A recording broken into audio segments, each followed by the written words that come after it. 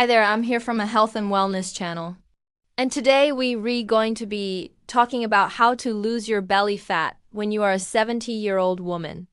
Now, losing weight in general gets harder as we get older due to a number of factors, including hormonal changes like menopause, changes in our metabolism, changes in our muscle mass, and also changes in our activity levels.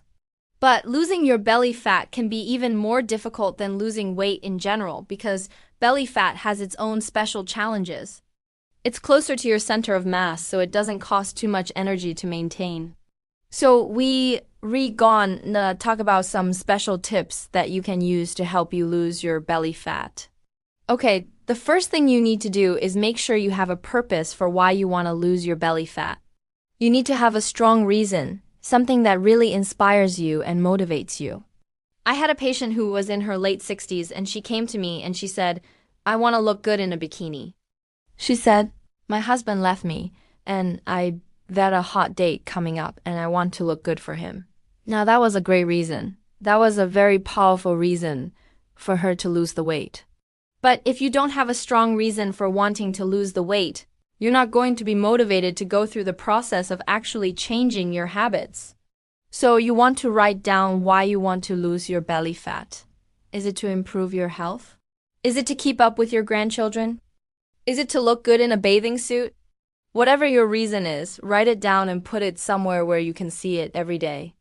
The next thing you're going to do is start eating anti-inflammatory foods. Now, anti-inflammatory foods are foods that are going to reduce inflammation in your body. Inflammation in your body can cause weight gain. In fact, many researchers believe that visceral fat, or belly fat that surrounds your organs, is actually caused by inflammation.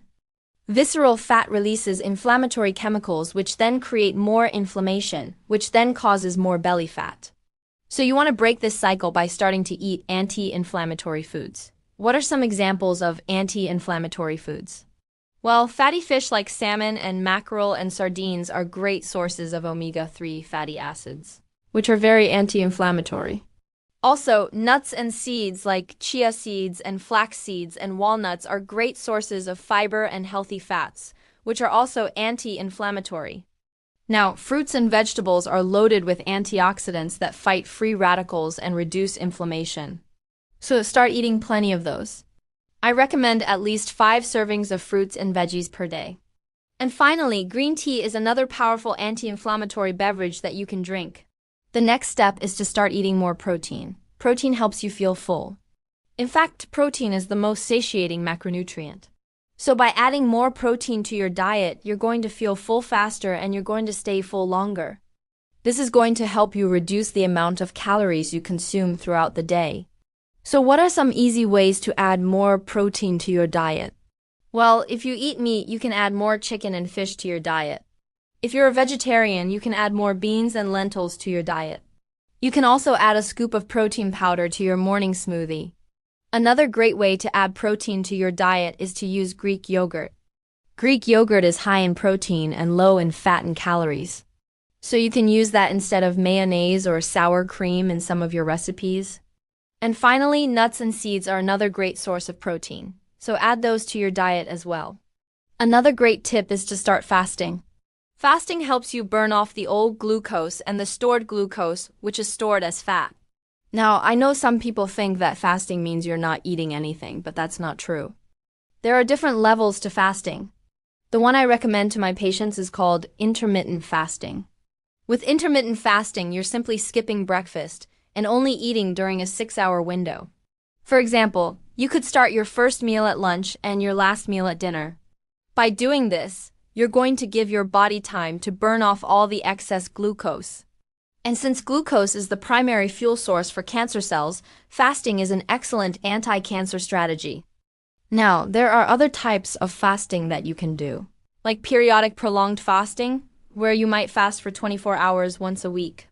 The next thing you should do is start strength training. Strength training is important for maintaining muscle mass. As we age, we lose muscle mass and gain fat mass. So you want to counteract this trend by starting a strength training routine. A strength training routine can be as simple as lifting light weights for 30 minutes, 3 times a week. Now, it's important that you work all the major muscle groups, including your legs, your chest, your back, your shoulders, your biceps, your triceps, and don't forget your abdominal muscles. Now, I realize that you may not feel comfortable lifting weights in a gym, and that's okay. You can lift weights at home. All you need is a set of dumbbells. You can buy a set of dumbbells on Amazon. They'll deliver them to your house and you can start working out at home. Another great tip is to start doing high-intensity interval training, or HIIT. HIIT is a form of cardio that alternates between high-intensity bursts and periods of rest or low-intensity exercise. Now, HIIT is such an effective form of exercise because it challenges both your cardiovascular system and your muscular system.